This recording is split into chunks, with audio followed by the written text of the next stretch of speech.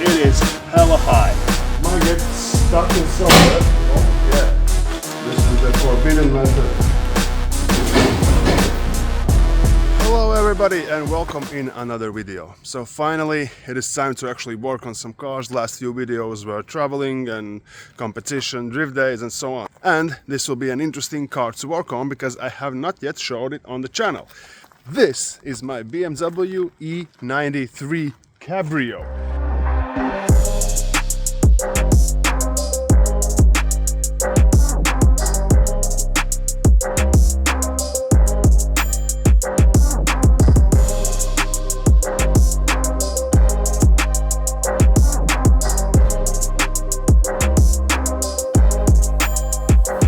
This car has quite a big flaw that I want to fix. It is hella high. We need to lower this, so this will be an interesting video on installing coilovers on E93 BMW. I have done some few small mods on it before I filmed anything. I have a plastic lip, I have sportier mirrors, the black grille. I actually have a carbon fiber spoiler on the back. Other than that, it is completely stock car. We can now finally get it inside in the garage, put it on the lift and see if we can put on the coilovers.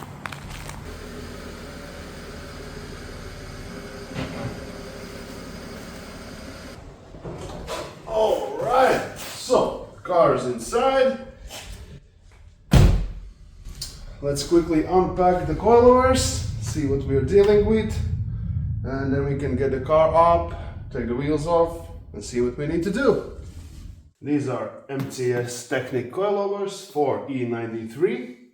I believe they cost a little bit over 500 euros, whatever that is in dollars. As this is a street car, then I don't really care about performance that much. It is Cabrio, so mostly it is summer Sunday chill car, so I don't really need a lot out of coilovers. So yeah, this is how they look. I'm not sure about the quality and everything. I don't know anything about them, so that's date. I don't know if there are any spring rates or anything written on here. Doesn't seem to be. So I have the key. I also have some new nuts. That might be manufacturer or that might be spring rate. I have no idea, but let's put these on.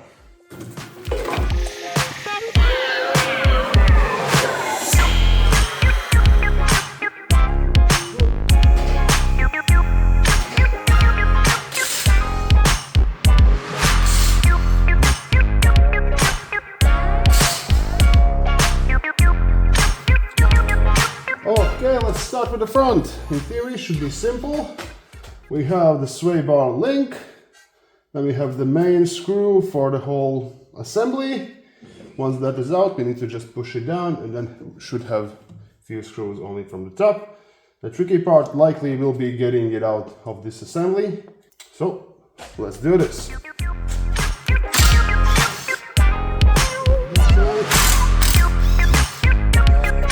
Okay, so my bad. Had to actually visit YouTube of all places to see what needs to be correctly done here.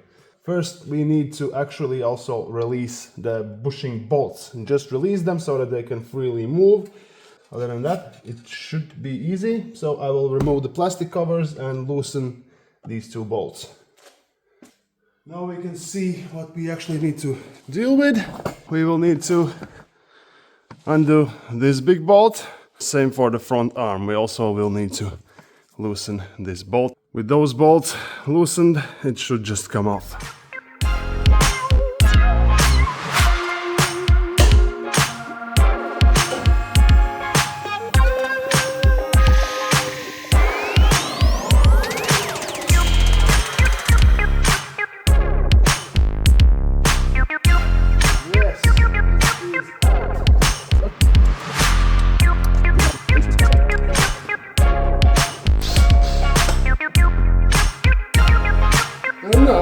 Do the same on the other side.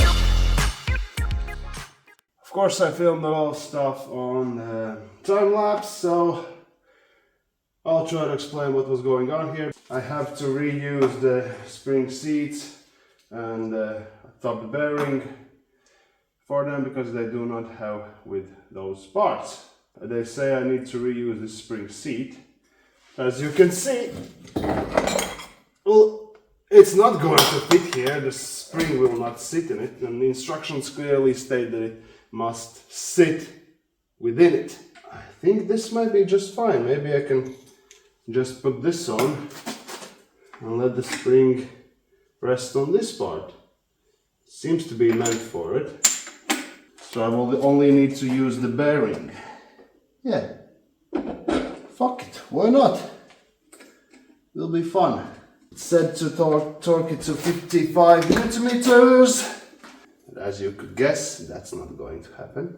Let's just ooga-dooga this together. Well, it doesn't want to ooga-dooga together. So I'm sorry to say this, but I will use the forbidden method. If you can avoid doing this, then avoid it, because this can mess up the coilover. But at this point, I don't care.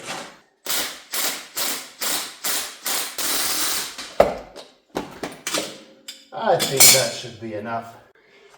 Okay, those are now both coilovers installed back together. They are actually different sizes. So this one is right side, one is the left side.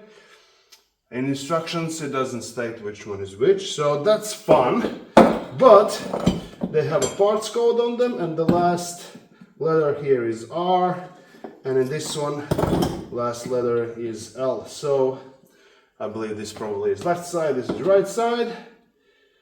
So we can now try to somehow get it all back together.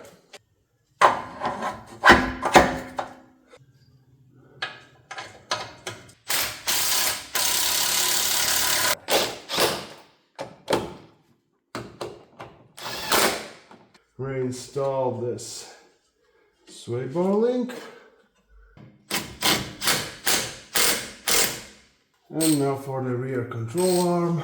So preferably you will not want to tighten them down while your wheel is completely lowered. If you tighten them now, you essentially lock the rubber bushing in place, so that when you actually lower the car, it gets stretched and it essentially wears out more quickly. So you will need to push the wheel up and tighten them then. Use newton meters. Click. You heard it. That's fine. Click. That's fine. This side is finished. We'll move over to the other side. Okay, so the front is done. I hope so. Everything should be fine. About a height adjustment on the coilovers, I will do that later on. Okay, now that the front is done, we can finally move to the rear coilovers. In theory, that should be really simple. We first need to remove the interior bits from the trunk, from the hood. Once that is done, we need to release the shock from this, I don't know what it's called, control arm, release the whole control arm to swing down, and the shock comes out. Should be simple. Let's see how it goes. I already removed the interior bits from the driver's side just to see how it looks. Of course, as this is Cabrio, then things are a little bit more complicated and compact in here. For other models, as you understood, you need to remove this plastic and then just the two side ones on each side. But Cabrio has a little bit more plastics here. But the idea is really simple. Remove this plastic, then this cover, essentially remove all the bits here. You need to remove this plastic and the whole mechanism. But once that is removed, you can try to remove this section, which is the one that I've squeezed through here. And then under this rubber cover, you will find inside there, you see that rusty bit, that's actually top of the shock. So you can get to the shock now here. So essentially that is all you need to do from the interior. I'll quickly do the other side, then we can move to the bottom of the car. Okay, so from under the car should be relatively simple. We need to release this, what is it called? Shit, forgot. We need to release this.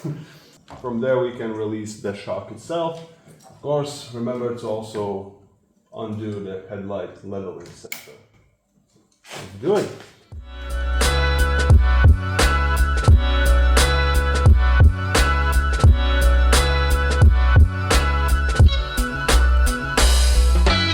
Released this big bolt from the control arm, the inner one, and now we need to take out the big one, the outer one from the control arm, but we need transmission jack because then it will want to fall down because the spring is pressing on it. So let's find a transmission jack and get it out.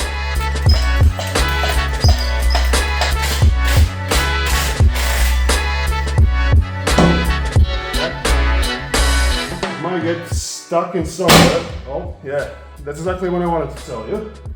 Might get stuck in somewhere. Just when it releases, do not pull out the jack from underneath because the spring is still there, so it's still pressing on it.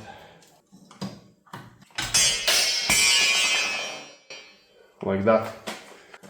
Now we can release shock from the top to get it out. I will now do the other side so that we can do it all in the same time. So, this is the forbidden method. We'll hold the shock by the inner strut, I guess it's called. I will try to do this myself. If I will not be able to, then we'll need to get a friend to help.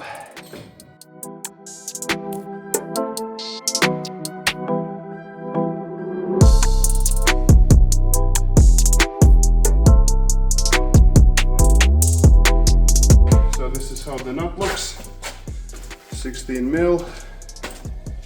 Need to undo that. In theory it has like a hex top, but I have no idea how you would get to it. Of course on like Tourings and sedans it might be a lot simpler than this. But the shocks are out.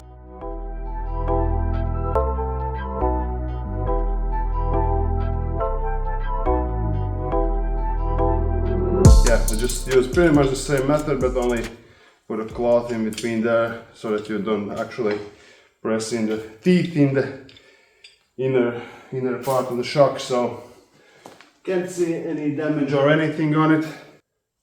It is what it is. Let's raise the car up and do the bottom bits. Okay, now for installing the coilovers, we will need to remove this plate. This is here, it should just come right off, might need a screwdriver or something. For the coilovers, for the springs, the regulator goes against the car body.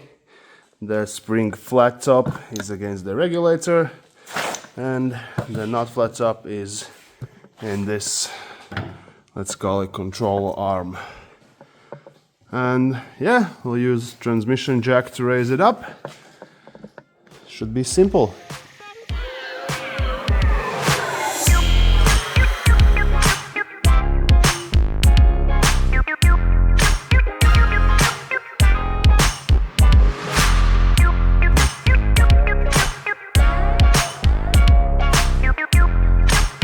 Same as on the front of the car, all these bolts that are essentially holding in bushings, remember to actually tighten them with the suspension raised.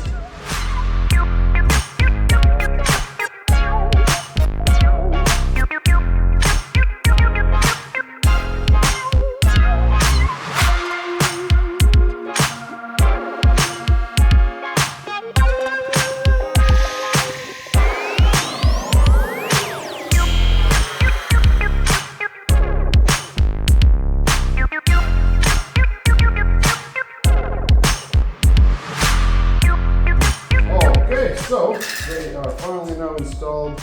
I will put on the wheels, put down some wooden blocks because definitely the ramps will not go that far down. Just so that we can see the ride height, see how the front looks, see how the rear looks. If one of them is okay, maybe we only need to adjust one of them. But okay, so let's put the wheels on and go from there.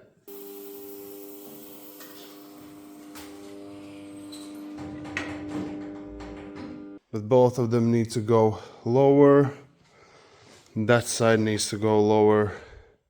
And that front needs to go a little bit lower. So let's raise it up and try to do this again. Okay, so I have somewhat adjusted them to be definitely the same.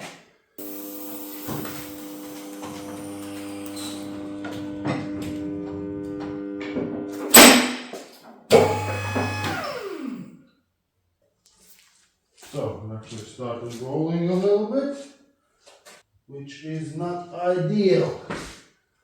I don't want for it to roll just yet.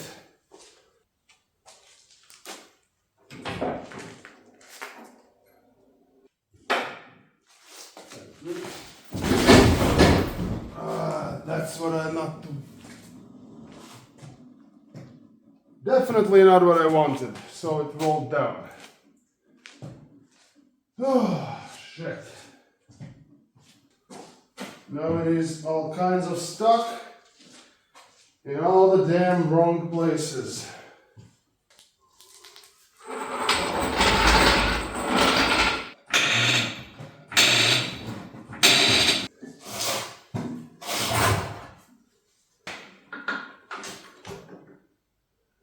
Okay, so the cabrio is finally down on the ground. Tomorrow I have an alignment and then we can set the final ride height.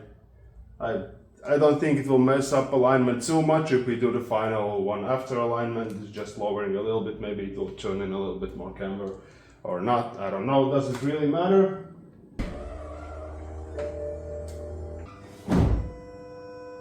No weird sounds so far. Let's try to at least drive it outside. If I can do that. It's not that much lower. I guess it is. I don't really know. Oh yeah, I also need to do exhaust on this. It's boring right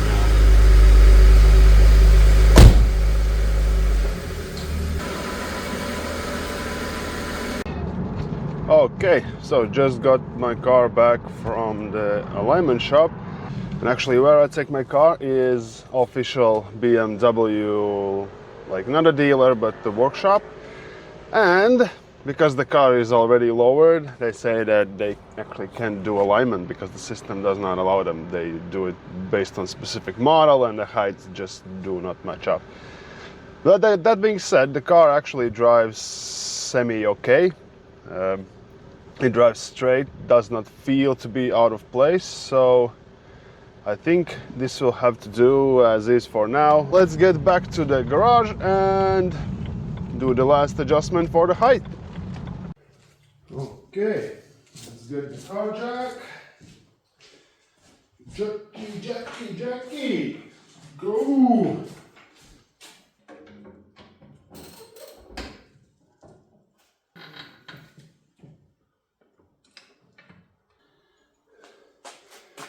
It seems to me that the rear adjustment will need to go all the way in. I think we will do the unthinkable and go with the lowest setting possible.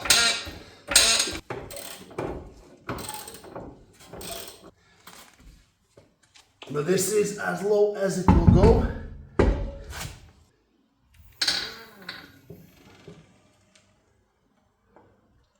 Well, this is perfect.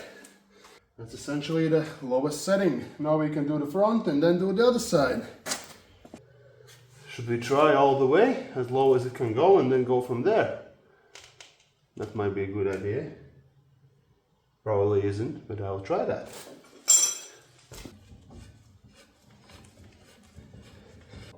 And that's as low as it will go.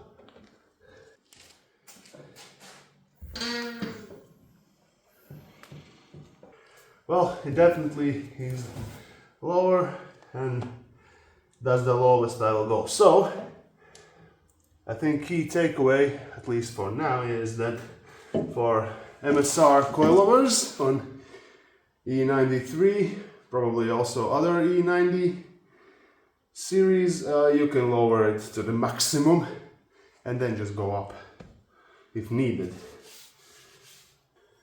Okay, I think we can take the car for a spin, see if anything rubs. Try to take some cool shots of the car somewhere. Fully turned.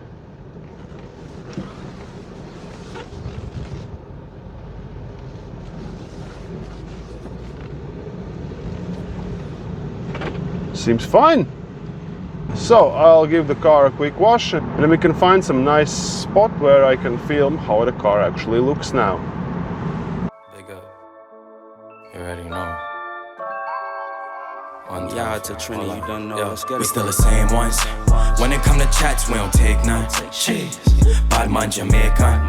Trinity global sensation. Mobbing till the day come, yeah, till the day come. Red, white, black flag, daddy gon' shake some. Green, yellow, black flag, rude gal shake some. We don't want no drama in this, so don't make none. Mobbing till the day come, yeah, till the day come. And the day came, still thumbing through the night, chance of light rain. I guess I really gotta show you about this Trinity. This is how the car looks now.